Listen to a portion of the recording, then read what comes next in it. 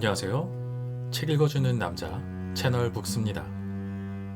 오늘 소개해드릴 책은 세계관의 충돌이라는 책이고요. 부제는 21세기 국제질서 사상으로 이해하기 라고 되어 있습니다.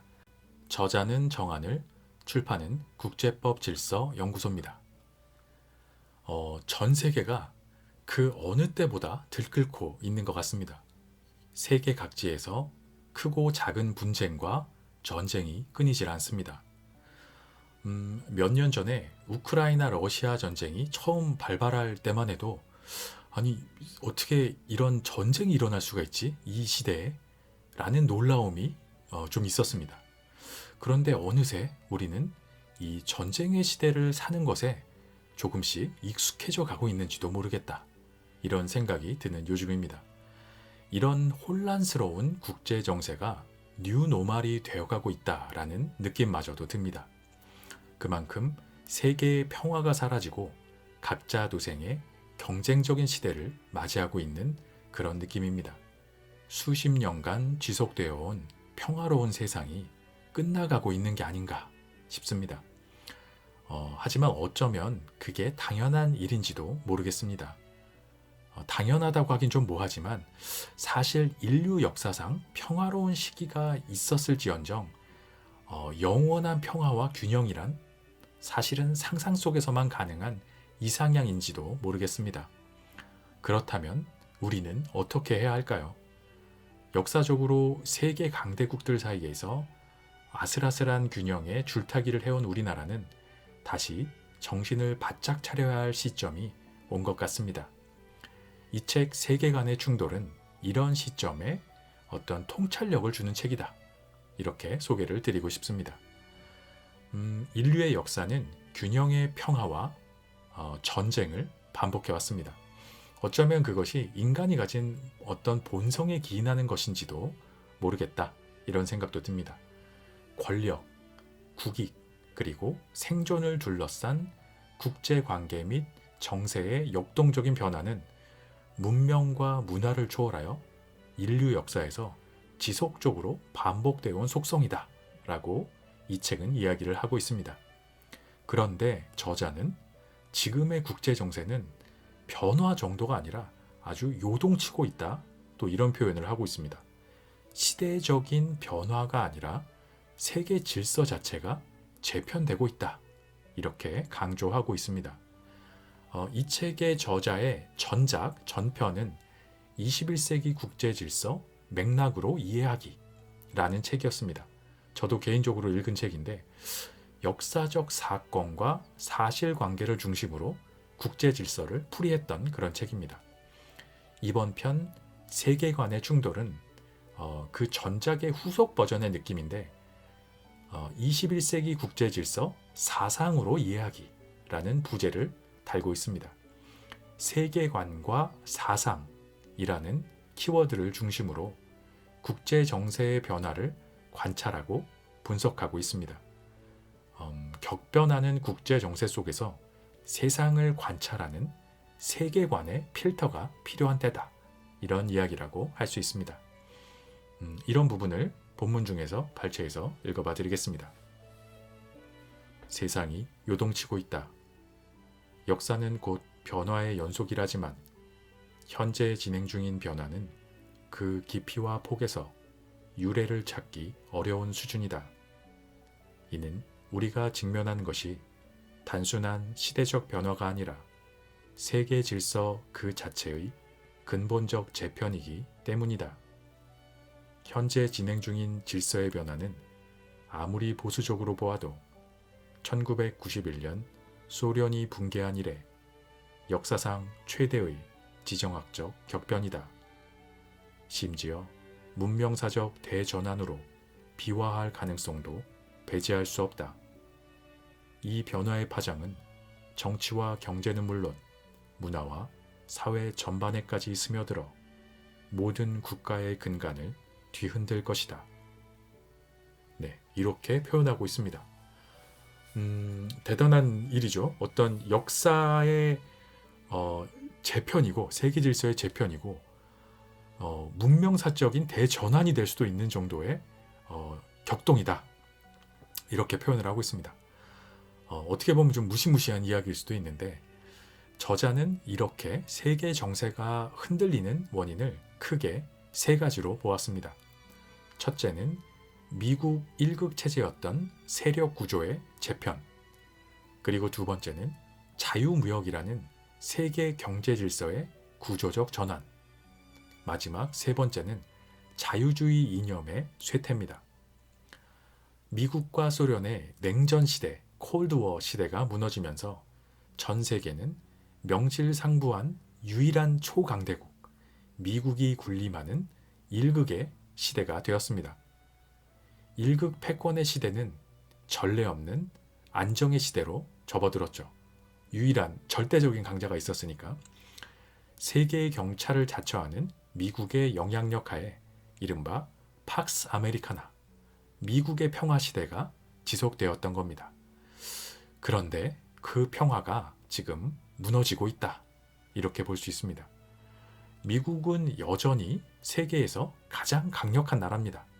하지만 이전의 그 명실상부한 유일한 초강대국, 압도적인 1위, 이거에 비해서는 상대적으로 국력이 약화되고 있습니다.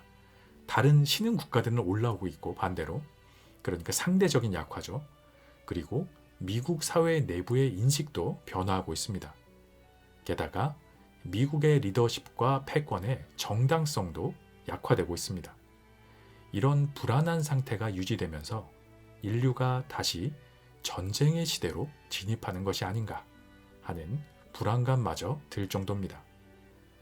이 책 세계관의 충돌은 이러한 격변을 단순한 국력 경쟁이나 이해관계의 충돌이 아닌 국가와 문명 간 세계관과 사상의 충돌로 해석하고 있는 그런 책입니다. 네, 본문 중에서 이런 사상과 가치관, 세계관에 관한 부분을 발췌해서 읽어봐 드리겠습니다. 결국 정치적 직관을 결정짓는 가장 큰 요소는 개인의 가치관이다. 사람은 같은 사실을 보고도 가치관에 따라 전혀 다른 진실에 도달한다. 그리고 그 가치관은 세계관 위에 세워진다.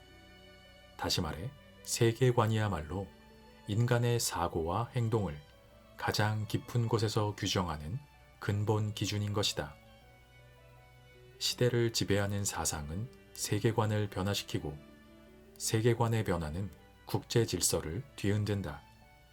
따라서 국제 질서의 전환은 권력의 이동일 뿐만 아니라 기존 질서를 정당화하는 사상과 새로운 질서를 꿈꾸는 사상 간의 충돌이기도 한 것이다.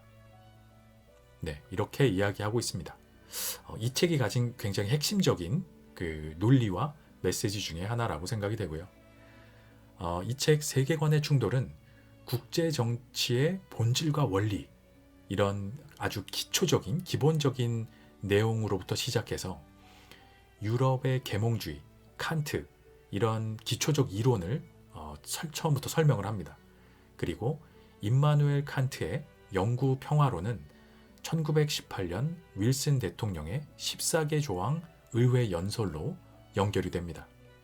이런 식으로 사상과 세계관을 중심으로 세계의 정치적인 역사를 차근차근 돌아보면서 세계 1차 대전과 2차 대전, 그리고 냉전기의 양극 체제를 거쳐서 1극 체제의 팍스 아메리카나, 그리고 마침내 오늘날 격변의 시기까지 도달합니다. 전반적으로 아주 체계적이고 이해하기 쉬운 그런 구성이라고 생각이 됩니다. 개인적으로는 이런 격변의 국제 정세 속에서 우리 한국, 대한민국을 포함한 동아시아의 일본, 대만 등 주요 민주주의 국가들에 대해서 다룬 부분이 좀 흥미롭게 느껴졌습니다. 이 미국이 주도한 자유주의 국제 질서 속에서 안보와 번영을 누려온 나라들이죠. 이 동아시아의 민주주의 국가들이 패권국이 없는 세계에서 어떻게 대처해 가야 할지 좀 생각해 보게 하는 그런 부분이었습니다. 아무래도 가장 와닿을 수 있는, 직접적으로 연관 있는 부분이라 그런 부분이라고 생각이 됐고요. 이 책 세계관의 충돌은 원래는 영문판으로 먼저 발간이 된 책인데 역시 저자가 영문판으로 발간을 한 거죠. 그리고 저자가 본인이 직접 한글판으로 번역해서 낸 책입니다. 굉장히 흥미로운 방식으로 출판이 된 책이라는 생각이 들었고요.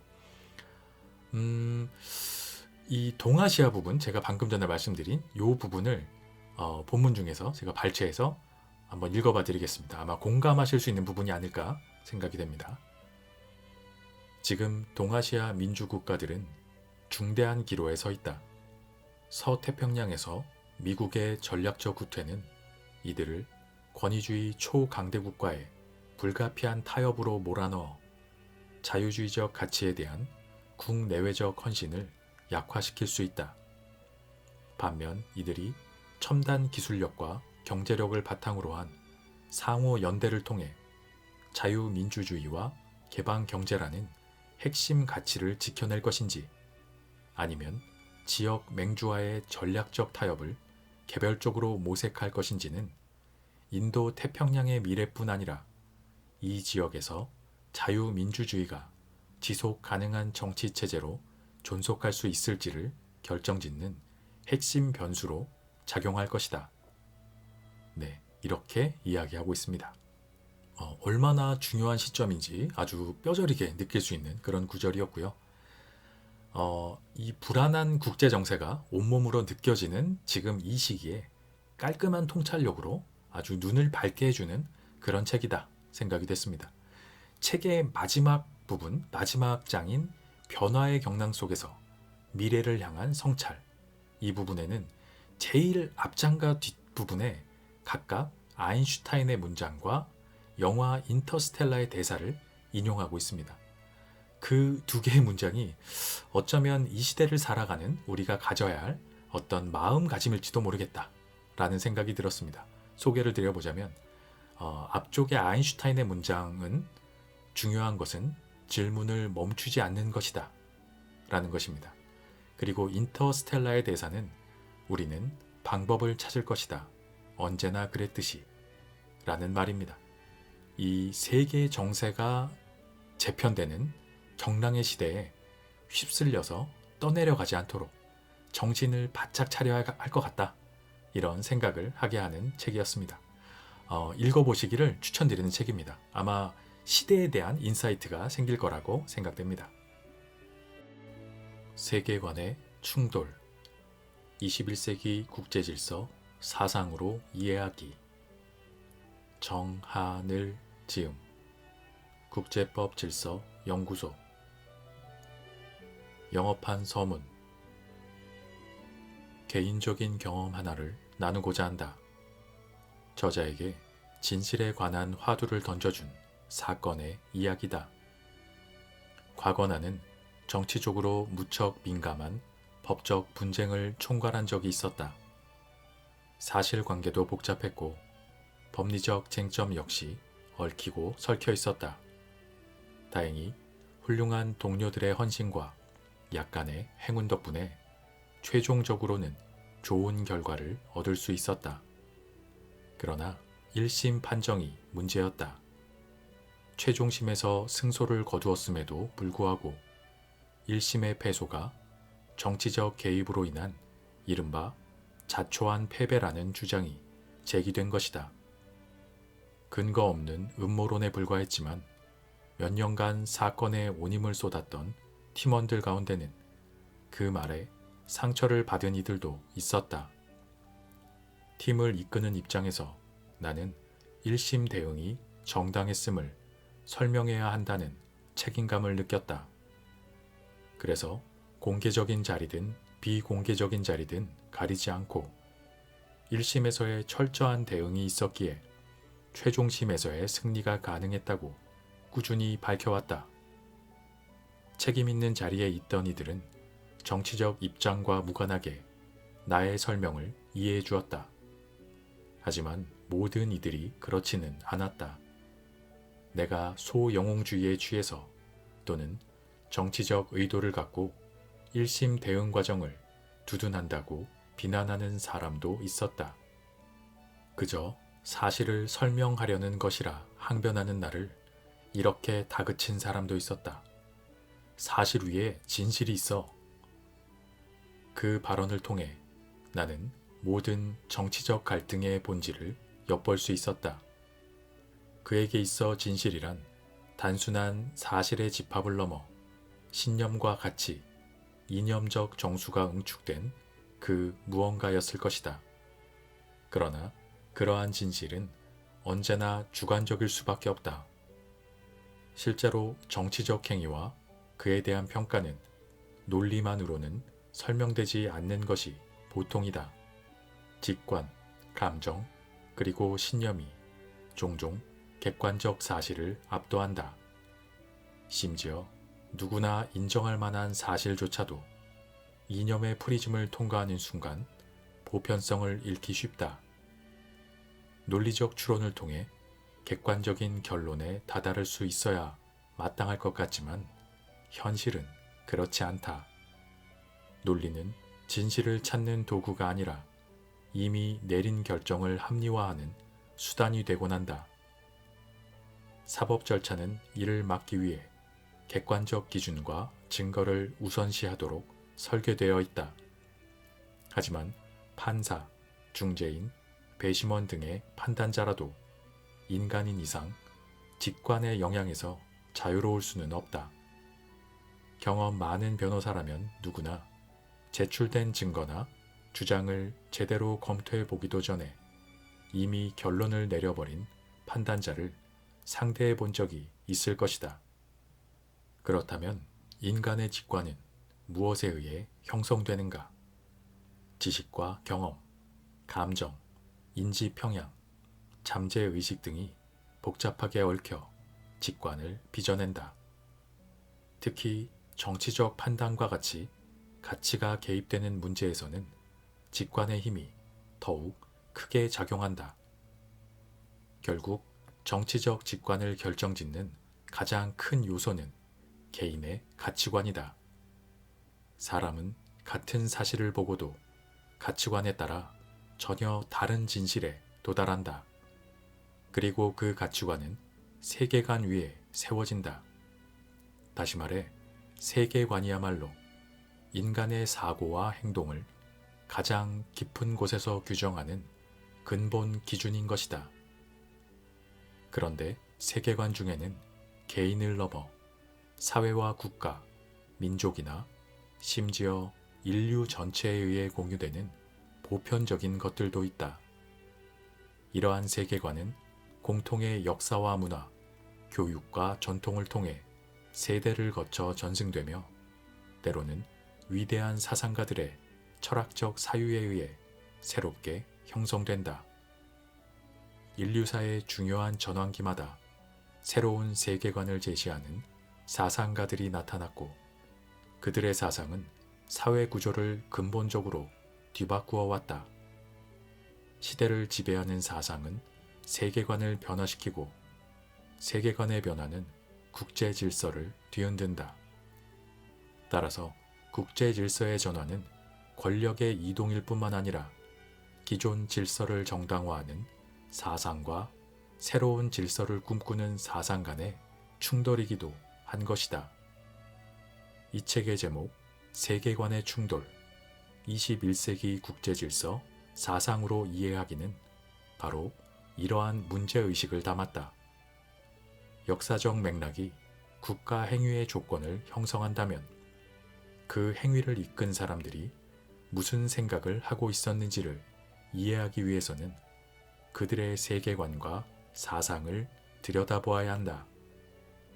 냉전 이후 이어져 온 미국 주도의 자유주의 국제 질서가 종언을 맞이하고 있는 오늘날 세계 각지에서는 새로운 질서에 대한 비전들이 충돌하고 있다.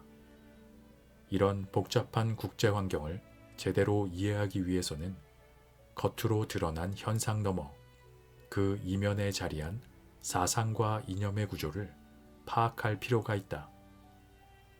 이 책은 2023년 한국어로 출간된 나의 전작 21세기 국제질서 맥락으로 이해하기 패권 전환기 속 대한민국의 미래의 후속작이다.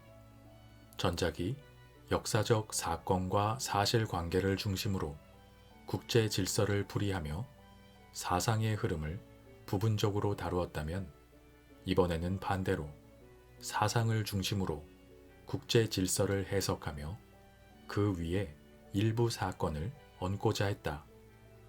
전작과 이 책의 주제는 겹치지만 구성과 초점은 다르다. 그럼에도 두 책은 마치 동전의 양면과도 같다. 이 책에는 부족한 점이 많다. 오류도 있을 것이다. 독자들 가운데는 저자보다 지식이 풍부하고 통찰력이 깊은 사람도 많을 줄을 안다. 하지만 책이란 그 수준과 상관없이 모든 독자에게 새로운 사유의 계기를 제공할 수 있다. 이 책이 단 한 명의 독자에게라도 건설적 사유의 단초를 제공할 수 있다면 그것으로 충분하다. 우리가 맞닥뜨린 시대적 도전에 인류가 지혜와 연대로 대응하기를, 그리고 선하고 정의로운 주님께서 우리의 부족함을 채워주시기를 간절히 바란다. 한국어판 서문.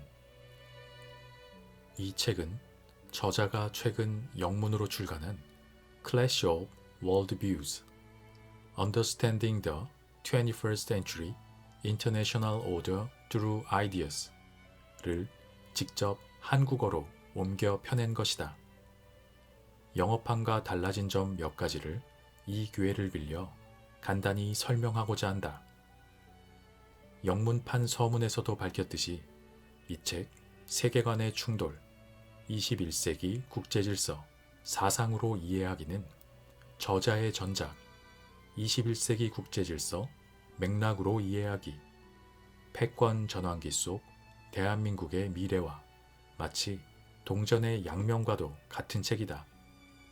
두 책은 서로 다른 방식으로 논지를 전개하지만 내용상 겹치는 부분이 불가피하게 존재한다. 영어판에서는 그러한 중복을 피하지 않고 오히려 전작의 내용을 과감하게 활용했다. 21세기 국제질서 맥락으로 이해하기가 영어로 소개된 적이 없었으므로 조금 장황하더라도 내용이 충실한 쪽이 의미 있으리라고 보았기 때문이다. 그러나 전작이 출간 유통된 지 이미 몇 년이 지난 한국 출판 시장에서 같은 방식을 취하는 것은 적절치 않다고 판단했다. 따라서 한국어판에서는 책의 흐름을 해치지 않는 범위에서 전작에 포함된 것과 동일한 내용을 과감하게 축약하거나 제외했다. 그럼에도 여전히 남아있는 중복 부분은 재탕이 아니라 책의 맥락상 불가피한 요소였음을 이해해 주길 바란다. 또 한 가지 양해를 구할 부분은 문체다. 전작은 처음부터 한국어로 집필한 책이지만 이 책의 원본은 영어로 쓴 Clash of Worldviews다. 저자가 직접 쓴 글이라 한국어 번역이 수월할 것이라 예상했지만 그건 착각이었다. 처음부터 영어로 작성한 문장은 한국어와는 문장 구조와 전개 방식에 있어 미묘한 차이가 있었고 그대로 옮길 경우 어색하게 읽히는 대목이 많았다. 그런 부분은 본래의 의미를 해치지 않는 선에서 과감히 의역하거나 수정했다. 그 과정에서 장황한 서술이나 중언 부언을 가급적 쉽고 직관적이게 다듬었고 필요시 추가적인 사실관계를 더하거나 글의 요지가 좀 더 명확하게 부각되는 방식으로 다시 서술하기도 했다.